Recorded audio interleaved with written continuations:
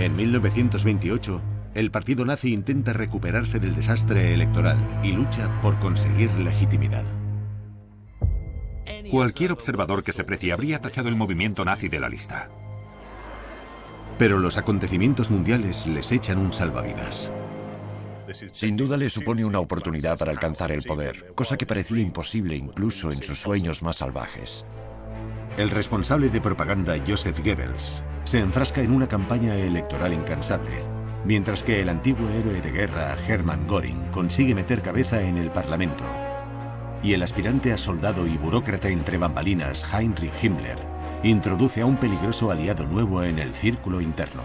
Consigue lealtades, dándoles una segunda oportunidad a personas que habían tenido un bache en sus carreras. En su lucha por el poder político y personal, estas figuras clave se volverán los unos contra otros, y una de ellas encontrará su final. Lo que tiene lugar es uno de los actos de violencia política más infames de la historia. Esta es la historia de los entresijos de los secuaces de Hitler, de los celos, las luchas por el poder y los aduladores serviles que crearán un monstruo y pondrán en marcha los horrores más salvajes del Tercer Reich.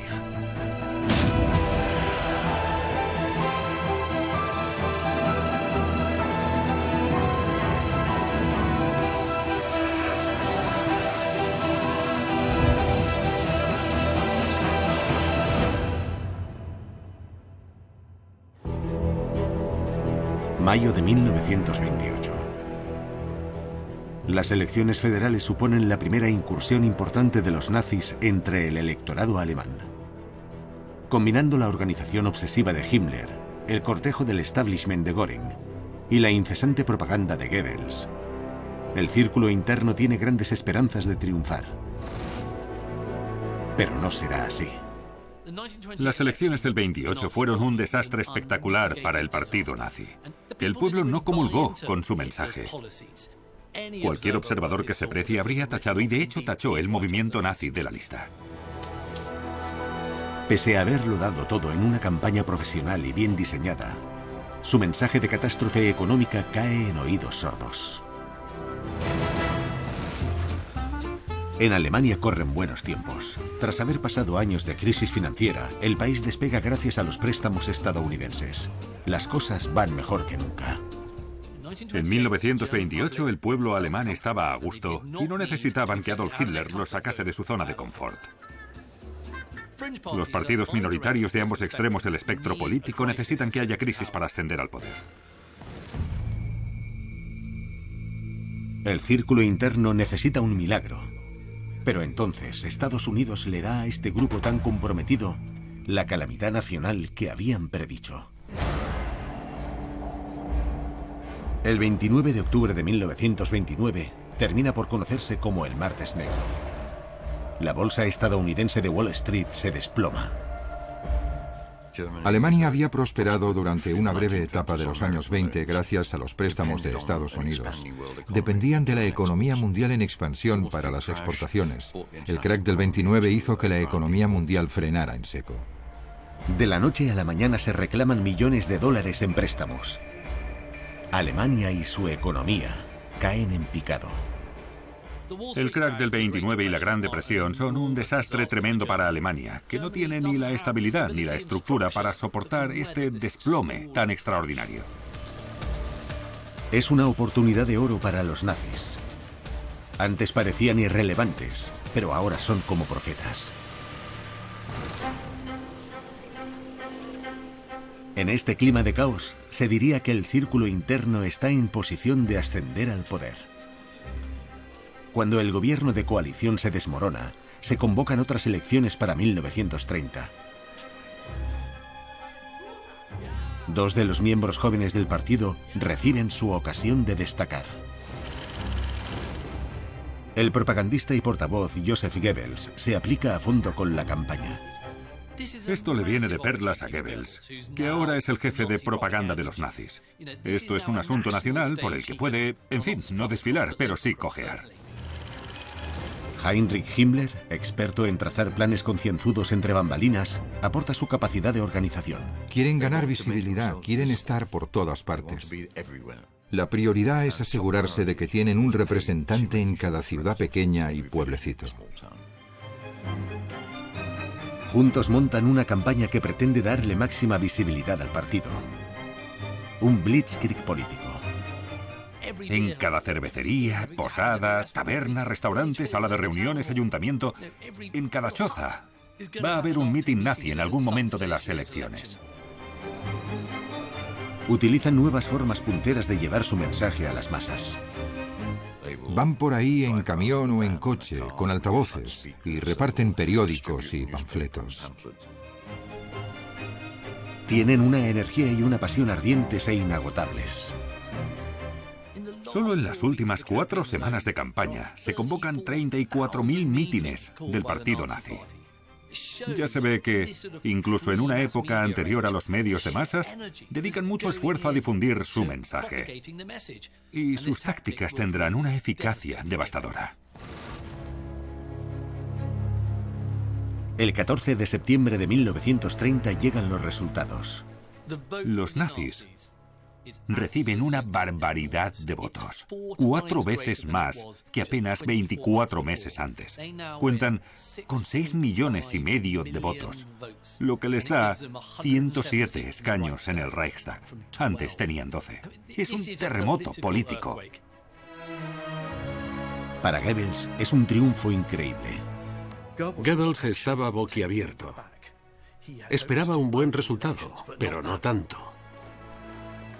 Es el momento en que el partido nazi se vuelve una fuerza nacional y, obviamente, una que hay que tomarse en serio. Aún no ostentan el poder y todavía les queda recorrido, pero ya han entrado en el juego y como segundo partido con mayor representación parlamentaria, la gente les hace caso.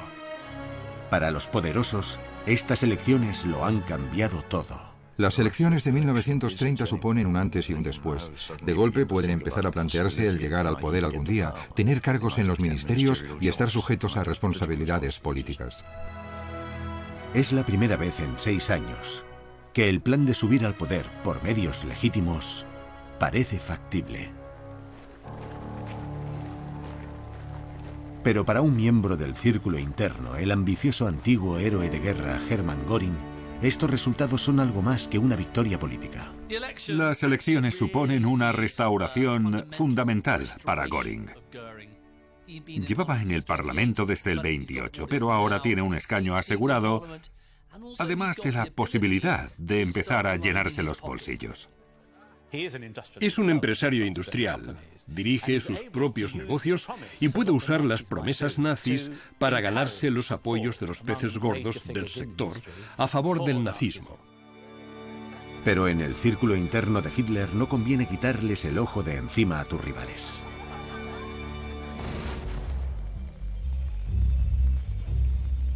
El partido nazi progresa triunfante.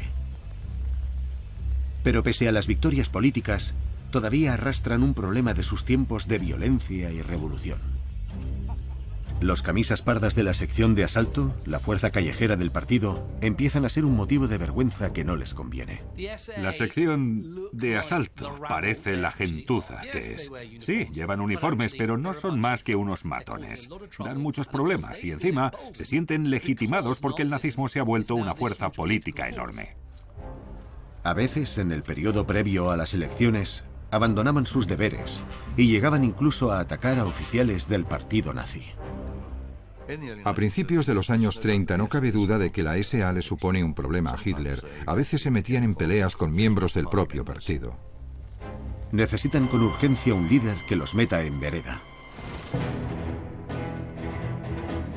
Dada su experiencia militar, Hermann Göring es la elección obvia. Göring fue comandante de la sección de asalto antes del putsch de 1923 y existe la idea de que quizá tome el cargo. Pero Göring quedará decepcionado. Heinrich Himmler tiene otros planes. No quiere liderar la SA, pero ve que la amenaza que suponen es una oportunidad para afianzar su propia posición. Las SS, con una disciplina de hierro, le ofrecen a Hitler una alternativa magnífica, una a la que Himmler ha dado forma siguiendo las ideas de caballería de sus antepasados arios míticos. Himmler quiere que las SS representen un ideal, no que sean una simple panda de matones, sino una fuerza de élite de gran disciplina y muy politizada. Pero la sección de asalto, que compite directamente con las SS, supone un gran obstáculo para sus planes. Quien tome el mando de la SA tiene que comulgar con su visión, y él conoce al hombre adecuado. Un miembro ya olvidado del círculo interno, Ernst Röhm. 5 años antes, el veterano de la Primera Guerra Mundial y duro camorrista había sido un faro para la selección de asalto antes de que una discusión con Hitler sobre el papel de la milicia hiciese que lo apartaran del partido. Poco después se fue a vivir a Bolivia. En todos esos años de exilio autoimpuesto, hubo un nazi que siguió en contacto con Röhm, ni más ni menos que el atento y astuto Heinrich Himmler. A Himmler lo había reclutado Röhm, y ahora lo considera una alternativa factible a Göring. Himmler, cual titiritero, lima las asperezas entre Hitler y su viejo amigo Röhm. Y funciona. En 1930, Hitler le pidió a Röhm que volviese de Bolivia para tomar el mando. Hitler nunca confió del todo en Röhm, pero sabía que sus habilidades eran necesarias para el movimiento. Röhm ha vuelto. Para Hitler, el regreso de Röhm supone recuperar una relación que tenía antes de 1923. Himmler cree que podrá colaborar con Röhm, que igual le sirve para apuntalar su posición en el partido, que en ese momento sigue siendo muy débil. La jugada parece maestra. Röhm afianzará la posición de Himmler y a la vez socavará la de Göring. Hermann Göring estaba desesperado por dirigir la sección de asalto. Göring se veía a sí mismo como un paria. Es otro ejemplo de los cambios del círculo interno. Al principio, el jefe de propaganda Joseph Goebbels recibe con alegría a Röhm, pero la cosa tarda poco en torcerse. En el período posterior a 1930, la relación entre Goebbels y Röhm no es muy buena, que digamos. A Goebbels no le gustaba nada la formalidad militar de Röhm. Goebbels disfrutaba con que la SA fuese así de pendenciera y que saliese a apalear y asesinar comunistas. Cuando Goebbels pierde su influencia en la sección de asalto, Göring ve cómo a Röhm le adjudican una serie de cargos de altura. El ascenso de Röhm socava su poder, y así se forja una extraña alianza entre los dos rivales. La posición de Röhm chocaba con las ambiciones y posibles ascensos de los otros dos. Röhm suponía un peligro para sus intereses. Ahora que ha vuelto al círculo interno, Röhm se gana poderosos enemigos. Como el confiado camorrista cuenta con el favor de Hitler, tienen que esperar su oportunidad.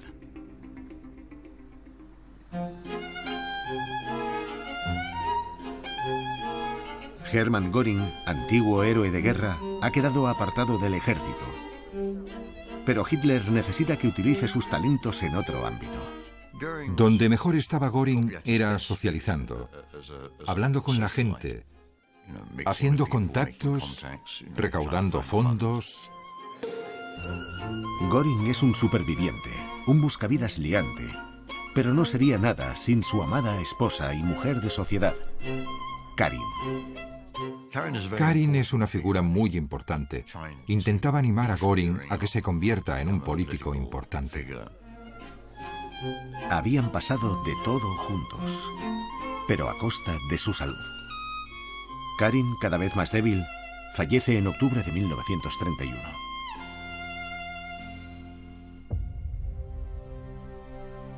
Göring está destrozado. Pero el círculo interno aprovechará todas las oportunidades para mejorar su estatus, y la muerte de Karin le abre una puerta inesperada a Goebbels. En este periodo tan convulso, Goebbels, el orador incendiario, empieza a tranquilizarse. Es un mujeriego, Goebbels, cosa que sorprende si uno lo ve, pero es lo que hay. Tiene sus encantos y acaba sentando la cabeza con Magda. Goebbels y Magda se casaron en la nieve, con una guardia de las juventudes hitlerianas y el propio Hitler como padrino. Fue un día muy feliz.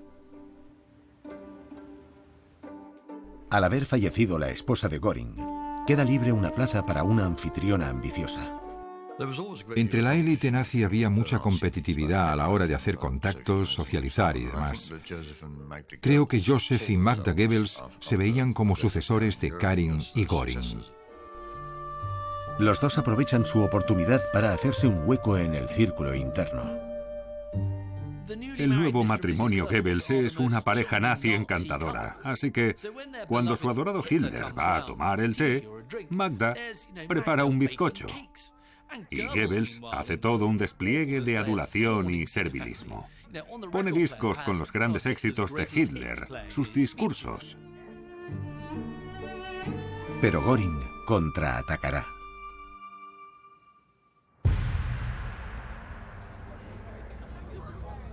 Supera pronto el luto. Y ahora que no hay nada que tenga a raya su deseo de dinero y poder, se pone al pleno servicio de Hitler. A Göring nos lo imaginamos gordo, jovial, con un uniforme ridículo, como si lo hubiese sacado de una tienda de disfraces. Pero no nos dejemos engañar, porque era alguien muy calculador e implacable, dispuesto a todo. Ahora que es viudo, puede dedicarse por completo a perseguir sus ambiciones. Entre tantas elecciones y rivalidades internas, hay alguien que está ascendiendo a la chita callando. Heinrich Himmler.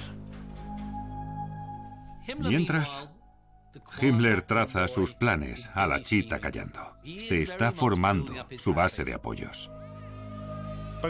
Tanto las SS como la sección de asalto aumentan rápidamente sus filas con la Gran Depresión. El desempleo atrae a muchos hombres al movimiento y se empieza a ver que las SS se vuelven cada vez más una fuerza policial interna. Pero aunque las SS de Himmler ganan fuerza, no todo va como él esperaba. El plan de Himmler de recuperar a Ernst Röhm no cuaja. La sección de asalto es cada vez más poderosa y el abusón de Röhm no piensa seguir el ejemplo de Himmler. Himmler se siente inferior. Ve a Röhm como el campeón, el que tiene más peso.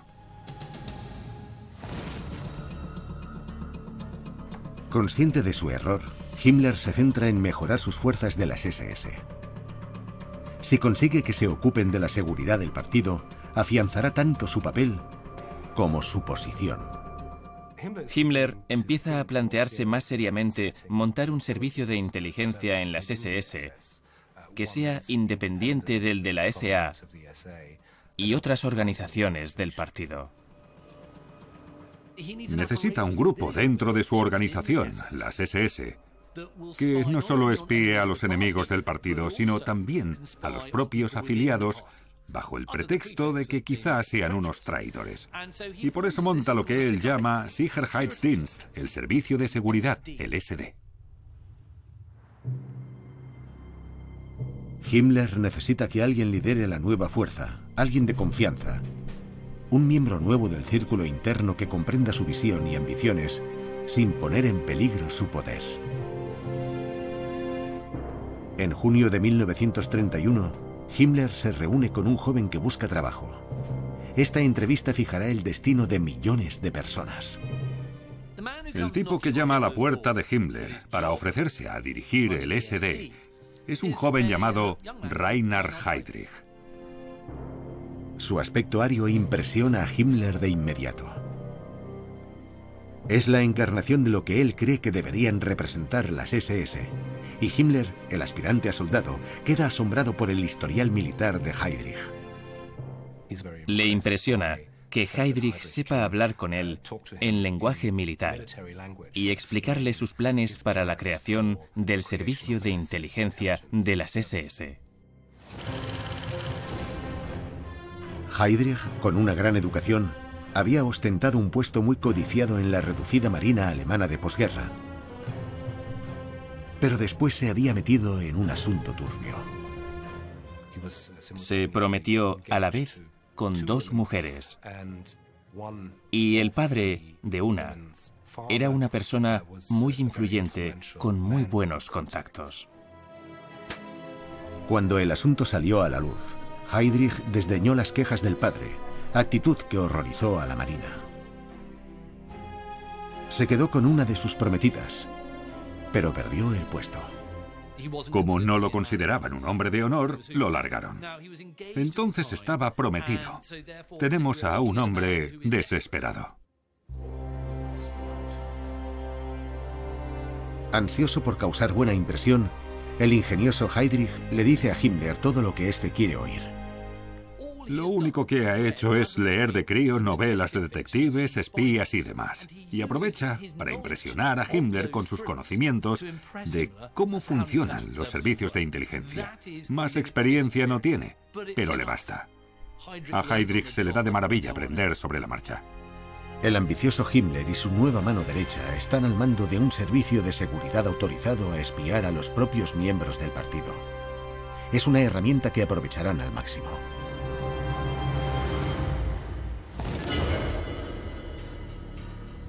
Mientras el círculo interno lucha por ocupar posiciones en el partido, Alemania se hunde cada vez más en una crisis política y económica, y Hitler sigue sacándole rédito al descontento. Una de las cosas que consiguió hacer Hitler después de las elecciones de 1930 fue darle una imagen al partido más válida, de movimiento político respetable. Las elecciones les van granjeando más triunfos, y en 1932 los nazis son técnicamente el partido más grande del Parlamento. Pero unos gobiernos de coalición y alianzas políticas conspiran para negarles el poder. El 30% de los trabajadores alemanes está sin empleo. Cuando se convocan otras elecciones para noviembre, el círculo interno teme que si no aprovechan la oportunidad, pierdan su momento. A Joseph Goebbels, dramaturgo fracasado y académico frustrado, los nazis lo han tratado bien. Con apenas 35 años, ya se ocupa de la campaña electoral nacional. Es su mayor oportunidad hasta la fecha. El enfoque de Goebbels es inédito e innovador. Usa todas las técnicas teatrales a su disposición para presentar a Hitler de una forma en la que no se había presentado antes a ningún líder político.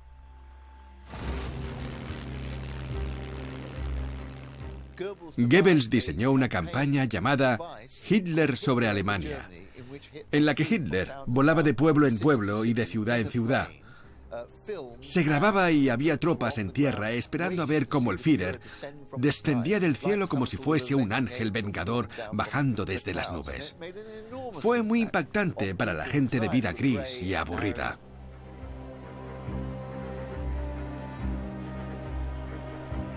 Es brillante. Joseph Goebbels hace que Hitler parezca todo un estadista, un líder de verdad, una alternativa viable. Hitler parece un político del siglo XX como Dios manda, y sus rivales aún parecen seguir en el siglo anterior.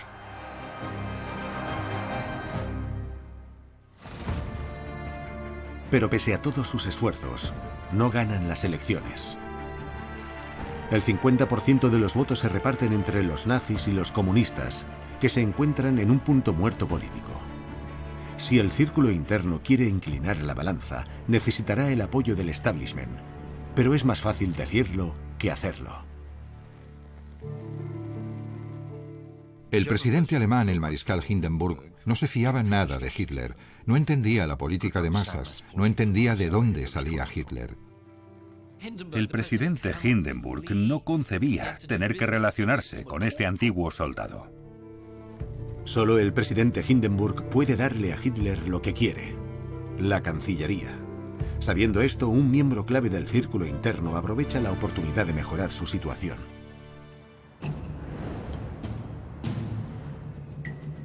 Göring no pierde detalle de lo que pasa a finales del 32 y principios del 33. Es el presidente del Reichstag. Está bien situado para ver qué posibilidades tiene. Gracias a su reputación y contactos, Göring se dispone a demostrar que él es el único capaz de catapultar a Hitler al poder. Göring se corona en 1933. Es él quien une a los dos hombres de una forma que nadie más podría haberlos unido. Göring convence a Hindenburg de que confíe en Hitler. Esta mediación es clave para Göring y le gana un lugar en pleno corazón del círculo interno. Göring ha salvado la situación.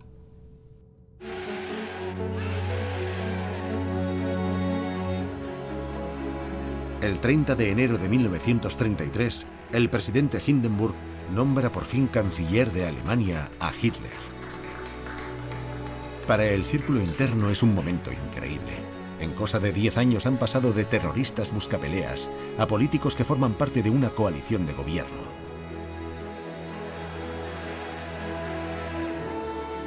El día que nombraron canciller a Hitler, los soldados de asalto de la SA desfilaron por el centro de Berlín y bajo la puerta de Brandenburgo llevando antorchas, lo que ejerció un poder visceral sobre las masas. Las celebraciones, orquestadas cómo no por Goebbels, son espectaculares y un aperitivo de lo que está por venir.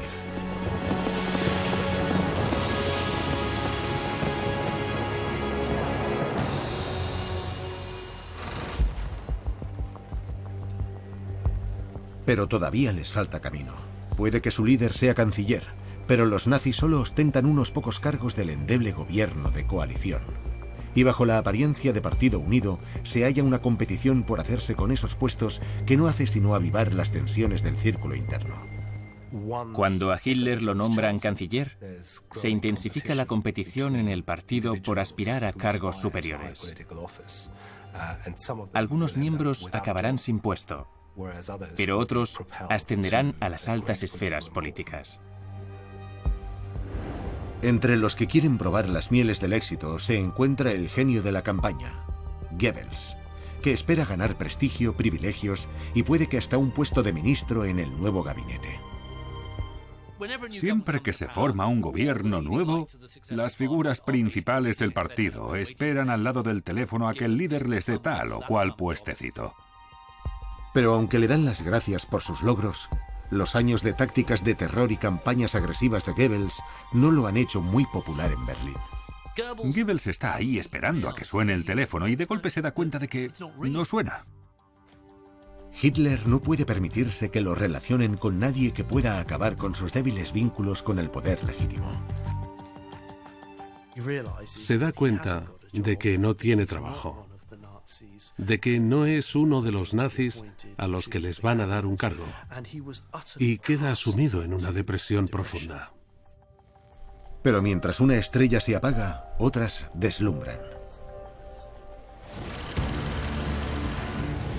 La recompensa de Göring por asegurarle a Hitler la Cancillería es el puesto de ministro del Interior del mayor estado de Alemania, Prusia. A Göring lo ascienden a ministro del Interior, cargo que le otorga un gran control sobre todos los asuntos internos de Alemania. Prusia es su base, su bastión. Göring centra los recursos de su nuevo imperio administrativo y burocrático en cumplir los objetivos nazis. Puede convertir a la policía prusiana en una nueva clase de fuerza policial, como el mundo no ha visto nunca. Göring la llama la policía secreta del Estado. Nosotros la conocemos como la Gestapo. Y, como todos sabemos, se volvió la encarnación del terrorismo de Estado más salvaje. Al principio, la Gestapo se ocupa de la inteligencia policial, pero en Prusia, bajo el mando de Göring y con mayores poderes de arresto y encarcelamiento, pronto se saltan la ley. Utiliza su cargo de ministro del Interior en Prusia para imponer la revolución nazi en todo el norte de Alemania. La policía impone las ideas del partido, ataca a los comunistas y hace la vista gorda con toda actividad violenta nazi. Göring comulga con esa forma de control. Su política es agresiva por naturaleza. Y como ministro del Interior, tiene medios para que esa agresividad se ponga en práctica. Göring se hace con Prusia mediante el control policial, cosa que Hitler aprueba con entusiasmo. pero que a otros les despierta un grave resentimiento. Hay otros 2 miembros del círculo interno que están verdes de envidia hacia Göring. Evidentemente, uno es Goebbels, que se mosquea siempre que otra persona tiene éxito. Pero es que ahora lo corroen los celos. Y el otro hombre es Himmler. Él se considera el encargado de la seguridad y la policía, el que recaba información, el que sabe del tema. ¿Por qué narices está el piloto gordinflas este al mando de la Gestapo? Pero si debería ser yo. Pero aunque Göring nota que despierta animosidades, se siente a salvo. Tiene un par de ases en la manga. Monta su propia oficina de investigación y examina a otros miembros del partido, de quienes tiene dosieres y archivos que usará en el futuro. A Göring no le falta astucia política. La Gestapo también parte con ventaja, porque tiene todos los documentos de la policía prusiana de los cabecillas nazis compañeros de Göring, cosa que le otorga un gran poder. Aún mejor, pocas semanas después de hacerse con Prusia, consigue el santo grial de la información. Pinchar los teléfonos, cosa muy moderna en esos tiempos, se vuelve una fuente crucial de información para Göring, quien consigue sorprender a la gente repitiéndoles cosas que habían dicho ellos por teléfono. Si a Göring le atacan, estará preparado. Los nazis se preparan para hacer su próxima jugada. Siguen formando parte de una coalición endeble y apenas tienen unos pocos cargos en el gabinete. No ostentan el poder absoluto. Aunque los nazis están en el poder, quieren afianzarlo. El círculo interno decide que tienen que ir un paso más allá. Afirman que la coalición acabará por fracasar y convocan otras elecciones. Solo cuentan con 2 meses para asegurarse la mayoría de votos. Su plan es atacar sin descanso a sus principales rivales políticos, los comunistas. La amenaza o la amenaza imaginaria que suponían los comunistas para Alemania era una parte vital de la narrativa nazi. Y Goebbels no desaprovechó ninguna oportunidad de exprimirla. La campaña de Goebbels se centra en atacar al marxismo, pero los nazis saben que con la propaganda solo no basta. En esos momentos no hay duda de que el movimiento necesita una crisis. Algo que tenga que ver con los comunistas, que a fin de cuentas siguen siendo el partido mayoritario del Reichstag. Pero por mucho que los nazis intenten provocar un conflicto serio, los comunistas se niegan a entrar en el juego. En febrero de 1933, Joseph y Magda Goebbels reciben a Hitler y a otros miembros del partido en su domicilio. Entonces se enteran de que ha ocurrido un milagro.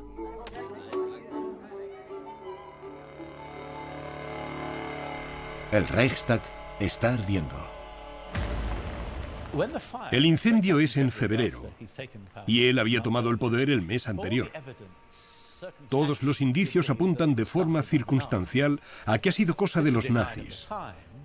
En su momento lo negaron, y la reacción de Hitler cuando se lo contaron Himmler y Goebbels da a entender que ciertamente no sabía nada. Sea una conspiración nazi o no, este acontecimiento se presta a ser manipulado. Un joven comunista neerlandés es arrestado en la escena del crimen. Hitler siempre decía que era la fuerza de la providencia. Se escandalizó genuinamente por este ataque de, según él, los comunistas al símbolo de poder que era el Reichstag.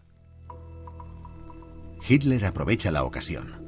En cuestión de horas convence a Hindenburg de que firme el decreto del incendio del Reichstag. Bajo el pretexto de proteger al pueblo, se anulan las libertades civiles y a los nazis se les otorga la autoridad legal para suprimir a la oposición. El incendio del Reichstag les dio a los nazis la munición que necesitaban para afirmar que los comunistas querían orquestar un alzamiento nacional. El incendio del Reichstag fue la señal, la mecha que prendieron para dar comienzo a una violencia desatada que se extendió por toda Alemania. La sección de asalto de Rom, la Gestapo de Göring y las SS de Himmler entran en acción para destruir sistemática y brutalmente a todos los oponentes políticos. La policía prusiana cayó sobre Alemania con listas de arrestos de activistas de izquierda ya preparadas de antemano. A la vez, la sección de asalto y las SS andan sueltas. La SA actúa como fuerza de apoyo y tiene permiso para atacar y raptar a la oposición comunista y llevarlos a sótanos para torturarlos y someterlos a la violencia, el miedo y la extorsión. El marxismo quedó rotundamente aplastado.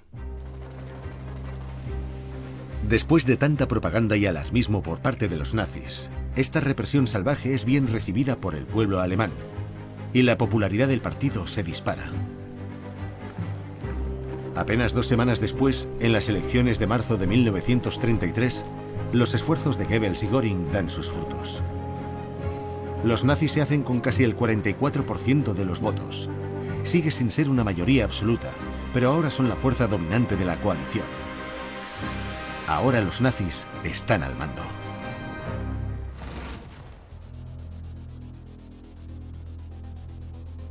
Una vez más, el círculo interno espera su recompensa.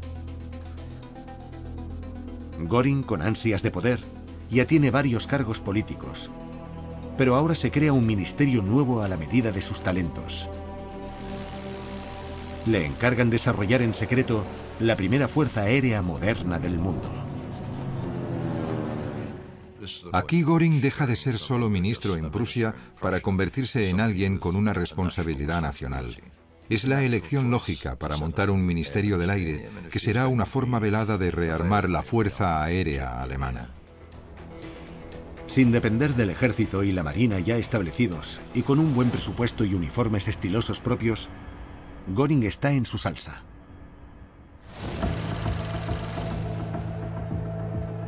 Joseph Goebbels también está recibiendo por fin el reconocimiento que tanto ansía. Que a Goebbels lo nombrasen jefe del nuevo Ministerio de Propaganda fue un sueño cumplido para él. Le enorgullecía mucho ser el ministro más joven de la historia de Alemania y estaba encantado con las nuevas oportunidades que le ofrecía el rango. Goebbels está encantado con el puesto, cuya influencia aumenta de inmediato. Tras unos meses de preparación, reunió a todos los artistas, escritores, músicos, pintores y escultores de Alemania en una sola organización. Apenas 10 años antes, Goebbels era un joven amargado y con frustraciones. Ahora está al timón de la vida cultural alemana. Es un primer paso importante en el camino del control absoluto de todos los medios, que se convertirán en su imperio y le darán un poder tremendo.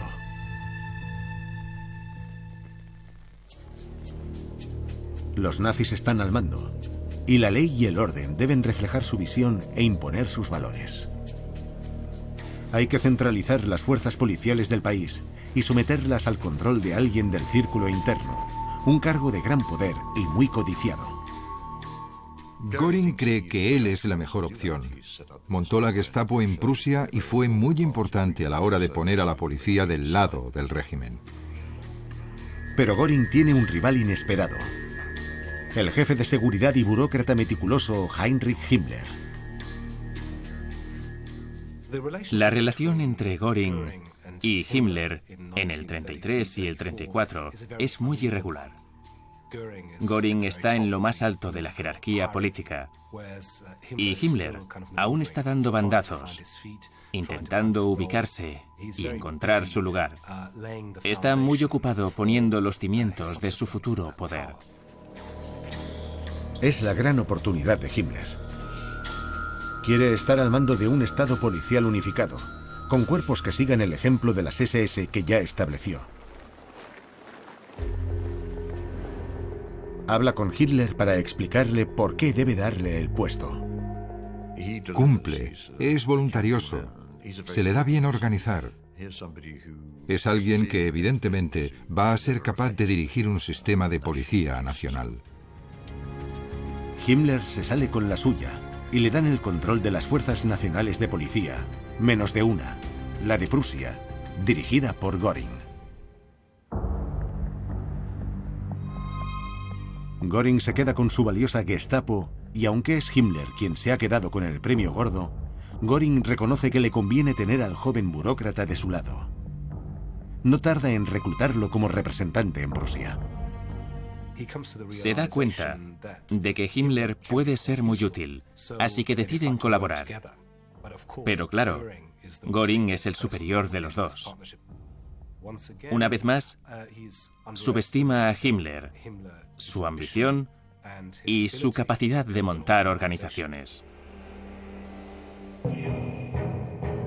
Göring tiene otro motivo para reclutar a Himmler, que quiere que su Gestapo, las SS y la policía secreta de Himmler acabe con quienes considera una grave amenaza: Ernst Röhm y la sección de asalto.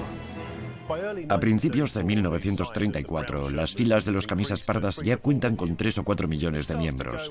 Creo que a Röhm se le sube a la cabeza. Empieza a dar discursos exhortando a que la sección de asalto se vuelva un ejército del pueblo.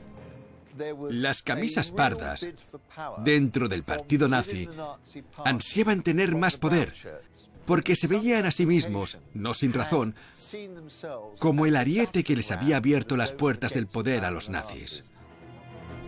La sección de asalto sigue con la idea de que haya una segunda revolución. Una junta militar con ellos en cabeza. Aunque Hitler y Röhm parecen seguir unidos, ideológicamente son polos opuestos. Conforme Hitler madura políticamente y se separa de la figura del tamborilero que llama a los hombres a las armas por las esquinas, empieza a avergonzarse cada vez más de Röhm. ¿Quién es este homosexual tan corpulento que ronda por ahí? La homosexualidad de Röhm nunca ha sido un secreto, pero ahora que son líderes legítimos, se está volviendo una cuestión que pueden aprovechar su rival Göring y su nuevo recluta, Himmler. Himmler, antaño aliado de Röhm en el círculo interno, se ve ahora compitiendo contra él. Existe una relación de amor-odio fascinante entre las SS y la sección de asalto, y también entre Himmler y Röhm. En 1934, Himmler quiere que sus nobles SS sean independientes y no estén mancilladas por asociarlas con la actitud pendenciera y la depravación de la sección de asalto. Himmler decide que hay que ocuparse de su antiguo camarada Röhm. Himmler, el líder de las SS, era un maestro de la burocracia, un genio manipulador tras la cortina, y se reunió con Göring para conspirar contra Röhm. Röhm actuaba contra los intereses de los dos. Vieron que si lo hacían caer, ambos tendrían la oportunidad de aprovecharse de la situación. Necesitan todos los recursos posibles, así que el ayudante de Himmler, Reinhard Heydrich, se sube a bordo. Le encargan buscar pruebas incriminatorias y pone al SD manos a la obra. El servicio de inteligencia intenta descubrir qué trama la sección de asalto y consigue información para transmitírsela a Hitler. Pese a que apelan a la homosexualidad de Röhm, Hitler no se muestra receptivo. Como se conocen desde hace tiempo, ya está al corriente y mira para otro lado. Pero los conspiradores saben qué botones apretar. No hay secretos cuando Göring y Himmler intentan convencer a Hitler de que hay un elemento corrupto en la sección de asalto. No cabe duda de que Hitler es homófobo, y la idea de que Röhm y los líderes de la sección de asalto monten orgías homosexuales es algo que no tolera. A Hitler le dicen que la influencia de Röhm no solo corrompe la jerarquía de la sección de asalto, sino también a las juventudes nazis. Hitler, asqueado, acaba dándoles luz verde a los conspiradores. Se abre la veda contra Röhm y su SA.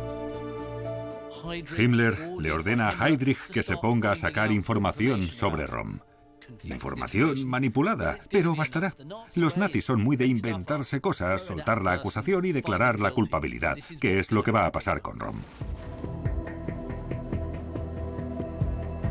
En junio de 1934, Hitler prepara una purga de la sección de asalto. Cancela los ejercicios militares anuales y les ordena que se retiren. Si los dispersa por todo el país en grupos pequeños, serán más fáciles de manejar. Una de las cosas más raras de la purga de Röhm es su ingenuidad. Parece que no se entera de que lo consideran una amenaza. De hecho, yo creo que él pensaba que ayudaba a Hitler y que la sección de asalto llevará a cabo la revolución según los deseos de Hitler. En junio de 1934, Röhm estaba bastante tranquilo respecto a ciertos rumores que corrían de que iban a actuar contra él, así que se fue de vacaciones a Bad Wiese, un lago de Baviera. Será un error fatal.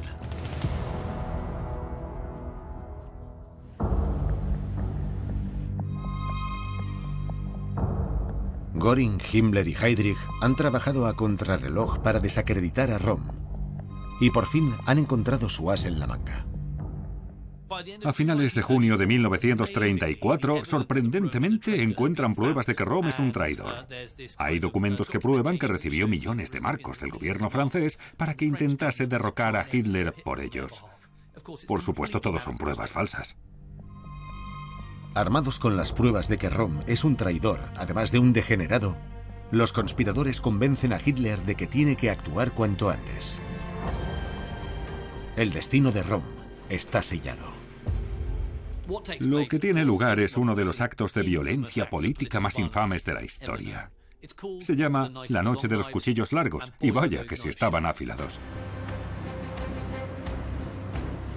Al ver las pruebas falsas, Hitler, el canciller de Alemania, hace algo extraordinario: ocuparse en persona del asunto. Fue en una caravana de coches con tropas armadas de las SS que lo escoltaron hasta Bad Wiese. A las 6:30 de la mañana, Hitler irrumpe en el hotel, pistola en mano. Se dirige a la habitación de Röhm. Abre la puerta y dice: levanta, quedas arrestado por alta traición. Röhm, adormilado y confuso, no entiende qué está pasando y se levanta. Hitler y su grupo también arrestan a más miembros de la sección de asalto, que están acostados juntos. Esto es algo que utilizarán después los nazis para demostrar que querían deshacerse de la infamia inmoral, que la llaman, de la sección de asalto. Tenía fama de haber mucho homosexual. Demostrando que son caballeros puros de la orden nazi, las SS de Himmler detienen a 200 oficiales superiores de la SA, purificando la decadencia del grupo. En cuestión de 24 horas, asesinan a muchos. Esta es, en cierto modo, la oportunidad para la que tanto tiempo llevaba Himmler preparando a la organización. Están demostrando claramente que son los instrumentos más fieles del Führer. Otros acaban encarcelados, como el propio Röhm. Por motivos sentimentales, Hitler quiere perdonarle la vida a Röhm. Pero Göring y Himmler lo convencen de lo contrario, diciéndole: Mein Führer, es inútil matar a todos los subordinados de Röhm si deja con vida al muy cerdo. Ahora que han llegado hasta aquí, no puede haber vuelta atrás.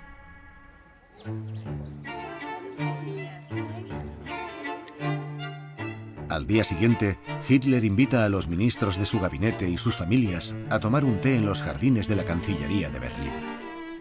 Y mientras se toman su té, está teniendo lugar la Noche de los Cuchillos Largos. Es casi como en la segunda de El Padrino. Como una película de la mafia. Están masacrando a gente. Es una carnicería, los matan a tiros.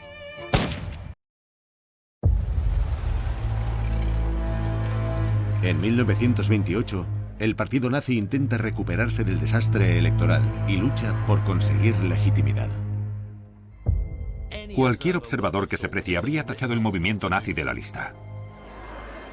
Pero los acontecimientos mundiales les echan un salvavidas. Sin duda le supone una oportunidad para alcanzar el poder, cosa que parecía imposible incluso en sus sueños más salvajes. El responsable de propaganda, Joseph Goebbels, se enfrasca en una campaña electoral incansable, mientras que el antiguo héroe de guerra, Hermann Göring, consigue meter cabeza en el Parlamento, y el aspirante a soldado y burócrata entre bambalinas, Heinrich Himmler, introduce a un peligroso aliado nuevo en el círculo interno. Consigue lealtades, dándoles una segunda oportunidad a personas que habían tenido un bache en sus carreras.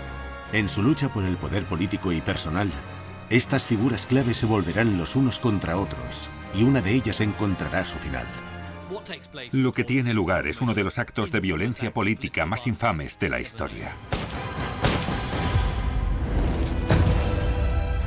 Esta es la historia de los entresijos de los secuaces de Hitler, de los celos, las luchas por el poder y los aduladores serviles que crearán un monstruo y pondrán en marcha los horrores más salvajes del Tercer Reich.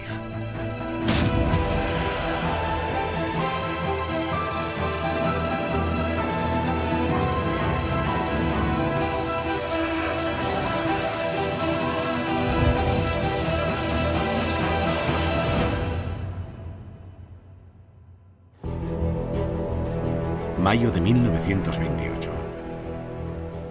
Las elecciones federales suponen la primera incursión importante de los nazis entre el electorado alemán. Combinando la organización obsesiva de Himmler, el cortejo del establishment de Göring y la incesante propaganda de Goebbels, el círculo interno tiene grandes esperanzas de triunfar. Pero no será así. Las elecciones del 28 fueron un desastre espectacular para el partido nazi. 2 semanas después, el presidente Hindenburg fallece y Hitler une los cargos de canciller y presidente, proclamándose el líder supremo de Alemania. El Führer. Ahora el círculo interno es imparable.